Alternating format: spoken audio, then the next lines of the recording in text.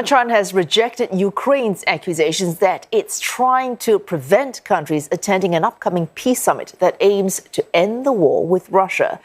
Ukraine's president claimed Beijing is disrupting the event in remarks made during the Shangri-La Dialogue in Singapore, which China today roundly rebuffed.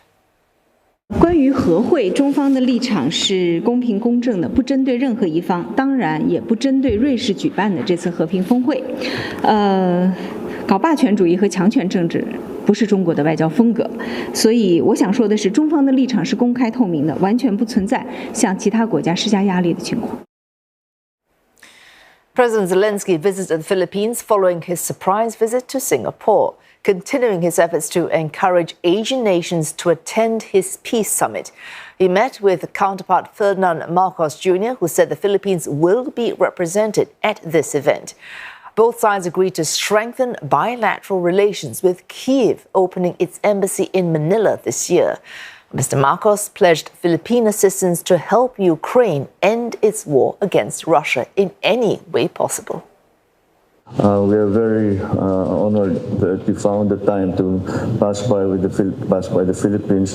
I know that the crisis in your country has occupied all of your attention and all of your time, and it is a great pleasure to meet with you to discuss some of the issues that are common to our two countries, and hopefully find ways forward for both of us together. Mr. President, I'm happy to hear today from you that you participate our peace steps to the peace. That's the real thing. What really want our people, just to bring peace to our homes. Yes, and thank you for participation of Peace Summit. That's a very strong signal. China, meantime, has plans for its own peace summit that could include Russia's participation. CNA's Olivier Xiong explains what role Beijing sees itself playing in this conflict. Today, the foreign ministry is saying that China has been in communication with Ukraine since the conflict began, and that cooperation has also continued, saying that its missions in Ukraine continue to be open. We also know that the US and EU have been trying to get China to use more of its influence with Moscow to try and end this conflict. And it also has these allegations that China is supplying weapons or dual-use items to Russia. But this is something that China has continued to deny. Today, the foreign ministry instead not only just pointing the finger back at the U.S. for fanning the flames of tension, but also now saying that it is the U.S. and the West that's supplying weapons and weapon parts and dual-use items to Russia.